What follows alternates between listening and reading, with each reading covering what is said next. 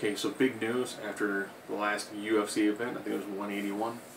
CM Punk is officially signed with the UFC. Not as color commentary, but as someone who's actually going to get into the ring. He wants to, I guess, fight at the 185 weight. I think currently he's at about like low 2 teens. So he's going to have to drop 30 pounds. He hasn't had an official mixed martial arts fight. So you'll walk into the octagon 0-0. And they did mention he would face somebody of comparable skill. So he'll probably take on somebody who's only got a couple of fights under their belt. Someone who actually has been calling him out for a while is Jason David Frank. Yes, he was the green, white, red, and black Power Ranger.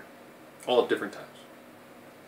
Who has done quite a few mixed martial arts bouts. And actually has more of a background in martial arts than CM Punk.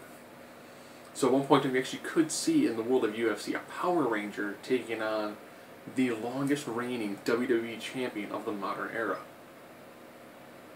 I think it's interesting that CM Punk, who I know I'm going to get blasted when I say this, I think CM Punk is going to have physically an easier time on his body in UFC than he did in the WWE. Before people start typing all the angry things, he's going in there as a marquee fighter. He's worth over $7 million. So he's a multi-millionaire. He's going to go into this, he's going to be able to have the best trainers. He lives in Chicago, and guess what? He's going to find some really good trainers there. He's going to be able to sleep in a nice, comfortable bed. He's going to put a lot less road miles on his body. Instead of having to go out and work, a 15, 20-minute match 6 days a week, and then travel hundreds of miles.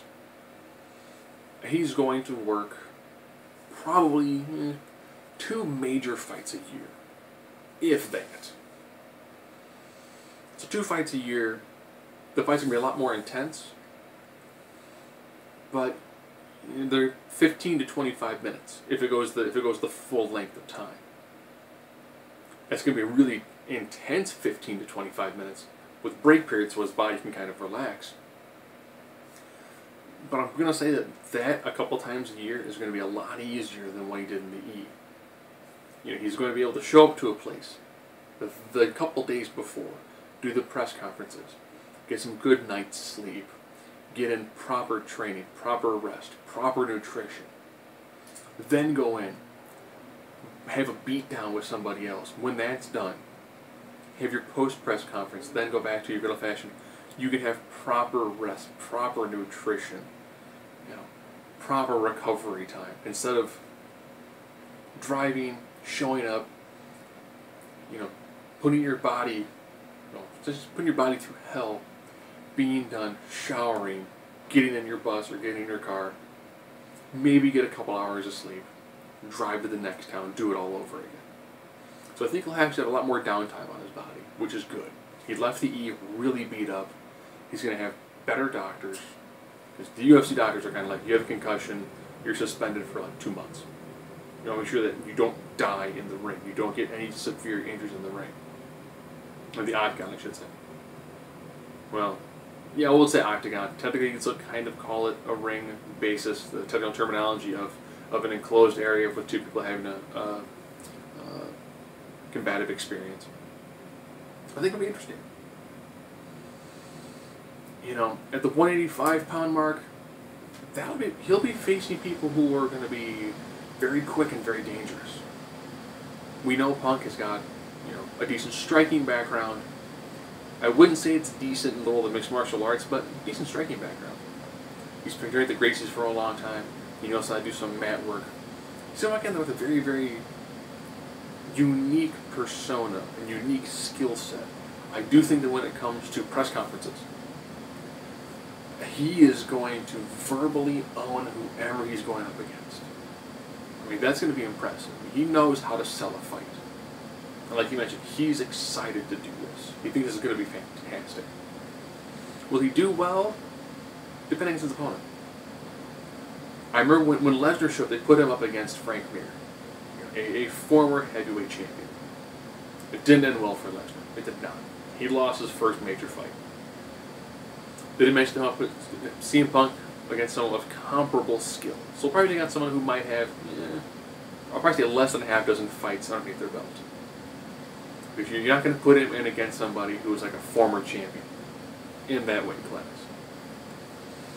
I don't care how much training you've got, if you're how much time you've put in, if you've never been involved in a fight and you're taking on a former champion in the 185 class, he would get obliterated.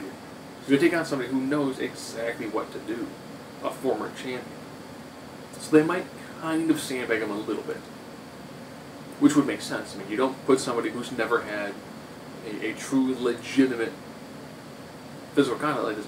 You don't put them in against a former world champion. You don't. You don't. Even as someone who's like retired. If I were to take up boxing as a habit or as a hobby, if I were to mildly train at it, and then it's like, you know what, I'm gonna spend a lot of time, I'm gonna get really good at it. Who are you gonna face first? Mike Tyson. Tyson, retired. He's got a lot of fights under his belt. Probably beat the daylights out of me. So I think it'll be interesting. I know people say that UFC fans say that there's no correlation between wrestling fans and UFC fans. When Lesnar debuted, he made a tremendous amount of money for UFC. Why? Because he brought in wrestling fans. If you don't think there's some sort of cross-combination between mixed martial arts and wrestling fans, Dan Severn, Ken Shamrock, Tito Ortiz, King Mo, some other guys. Tank Abbott even did fresh wrestling for a while. You have the guys who jump back and forth.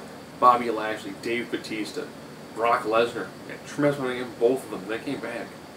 Now you have CM Punk in there. You've got a bunch of other people who did some of the lighter stuff, who then transitioned back and forth. You've got a lot of former boxers who end up enjoying the world of professional wrestling. You know, you've got people who've showed up to do like one-offs, people like Mike Tyson, like Floyd Mayweather. You've got a lot of people who are legitimate sports athletes from the combative sports who will do something with the world of professional wrestling. So I will say there is overlap.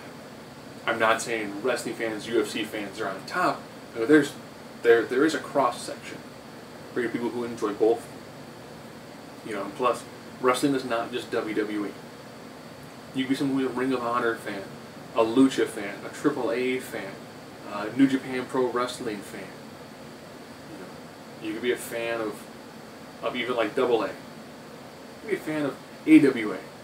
There's so many wrestling things you could be a fan of, while at the same time still enjoy mixed martial arts and vice versa. So, when he has his first fight, to be honest, Dana White can probably go, I can put a couple of bricks in with the CM Punk fight. And it'll mix him up. And plus, CM Punk will probably get a cut of the buy rates, which means he's going to make stupid money. And then if he wants to, when his contract expires, he can come back and probably main event WrestleMania if he felt like it.